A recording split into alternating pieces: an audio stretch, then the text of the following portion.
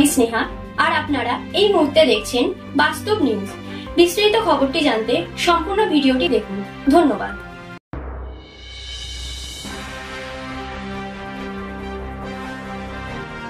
দীর্ঘ কয়েক বছর ধরে স্কুলে আসার রাস্তা কঙ্কালসার।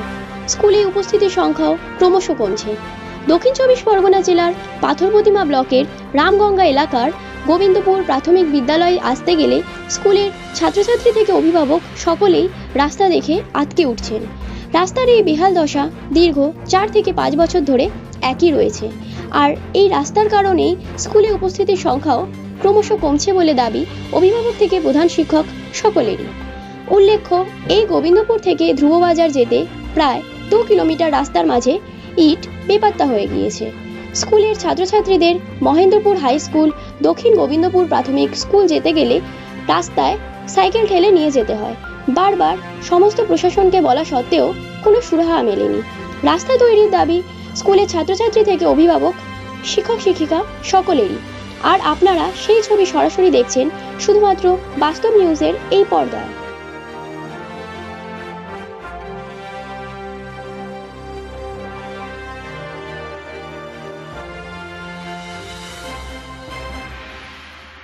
এখানে কি আর মানুষ আছে এইসব রাস্তায়? বিশেষ করে ছোট ছোট বাচ্চারা যা স্কুলে কতদিন পড়ে হাত পাও ভেঙে যাচ্ছে, কিন্তু কারোর আর সে রাস্তার কোনো প্রতি গুরুত্বও নেই। কত বছর এরকম? তবু হ্যাঁ, 5 বছরখানে প্রায় করতে গেলে এরকম রাস্তা খারাপ হয়ে আছে। তা আপনারা কাউকে জানাননি? কাকে আর জানাবো, সব মানে মা ভর মানে বেল 10 এখানে মাপে মাপে লিয়ে চলে যাচ্ছে দেখছি। হয়তো সবাই এইসব বলে রাস্তা হয়ে যাবে, ওখানে গাড়ি মানে মানুষ চলতে পারছে না, সই করে দিয়ে যাবো, কিন্তু ভোট চলে গেলে সবাই শেষ। আবার ভোটের আবার আসবে, এখন তো আর ভোট চলে গেছে, তখন সব চুপ হয়ে গেছে। আপনার নাম? আমার নাম পার্বতী দাস।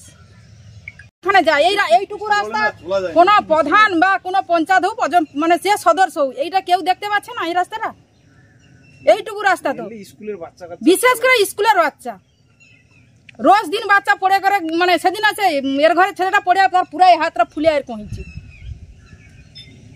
আর এই রাস্তা প্রায় 20-25 বছর ধরে এইরকম বেহাল অবস্থা। ছোট ছোট বাচ্চা ছেলেমেয়েরা স্কুলে যায়, বর্ষা হলে তো আর দেখতে হয় না, পড়ে হাত পা ভেঙে যাচ্ছে, ছড়ে যায় নিয়ে বাড়ি যাচ্ছে। হাফ দিন স্কুলে আসতে পারে না, জামা কাপড় কাদা করে নিয়ে বাড়ি যাচ্ছে। এই তো ইট রাস্তার অবস্থা আপনারা দেখছেন, ছবি করুন, দেখুন এই সব রাস্তাগুলো। মাপ হচ্ছে মনে হয় কতবার, 4-5 বা 6 বার মাপ হয়ে গেল। ঢালাই রাস্তা হবে শুনলাম, তাও কোনো বহাল নেই, কিছু অবস্থা নেই, কোনো গুরুত্ব নেই পঞ্চায়েত প্রধানের।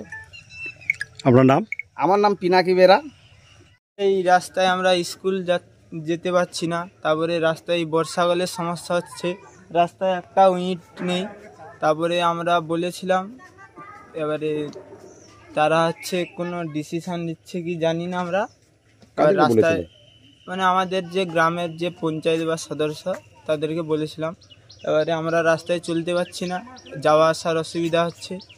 এই আপনার নাম? আমার নাম সৌমেন দাস। এই স্কুলে আমাদের 160 জন পড়ুয়া পড়াশোনা করে। রামগঙ্গা পোর্শন থেকে আমাদের প্রায় 50-60 জন বাচ্চাই আসে কেবলমাত্র রামগঙ্গা থেকে। এটা গোবিন্দপুর স্কুল নারায়ণীতলা, সেজন্য এই কেবলমাত্র এই রাস্তাটার উপরে তাদের ভরসা। আর এই রাস্তাটা এই বেহাল দশা, তাতে বর্ষার দিনে ওই বাচ্চাগুলো না আসতে পারলে, তাদের অভিভাবকরা পৌঁছতে না পারলে আমাদের মানে তাদের পড়াশোনারও ক্ষতি হচ্ছে। আমরা দ্রুত আশা করছি সরকারের তরফ থেকে যদি এই রাস্তাটা সত্তর ঢালাই ব্যবস্থা করা যায়, তাতে আমাদের পড়ুয়াদের অনেক সুবিধা হবে এবং তাদের পঠন পাঠনেরও অনেক সুবিধা হবে। আপনার নাম? আমার নাম শক্তিপদ বেরা। সমস্যা বলতে কি সমস্যা হচ্ছে সেটা তো আমরা বলতে পারবো না, কিন্তু সমস্যা রাস্তাটা কেন হয়নি সেটা আমরা মেম্বারকে জানাচ্ছি, আমরা বিভিন্ন জায়গায় জানাচ্ছি যে কেন এই রাস্তাটা হয়নি। দুদিকে মানুষের বা স্কুলের বাচ্চারা যাচ্ছে, আমরা মানুষজন যাচ্ছে, কিন্তু খুব খারাপ রাস্তা যাতায়াতে। তাছাড়া এই যে গর্ভবতী মায়েদের গাড়ি এত ভেতরে, এখান থেকে মায়েদের যে নিয়ে আসবো সেখানেও ভীষণ সমস্যা, কারণ মায়েদেরকে ওইখান থেকে হেঁটে হেঁটে কীভাবে নিয়ে আসা হবে। আমাদের মেম্বার সাহেব আছে বলতে পারবে না যে খুব সমস্যায় ভুগতে হয়, বা অসুখ হলে বয়স্ক মানুষ তাদেরকেও তো নিয়ে আসতে হবে আমাদের গাড়ি পর্যন্ত। এখন কি চাইছেন? আমরা রাস্তাটা ভালো। আপনার নাম? আমার নাম ঝর্ণা মন্ডল। সমস্ত খবর সবার আগে জানতে অবশ্যই বাস্তব নিউজ চ্যানেলটি লাইক, শেয়ার অ্যান্ড কমেন্ট করতে ভুলবেন না। ধন্যবাদ।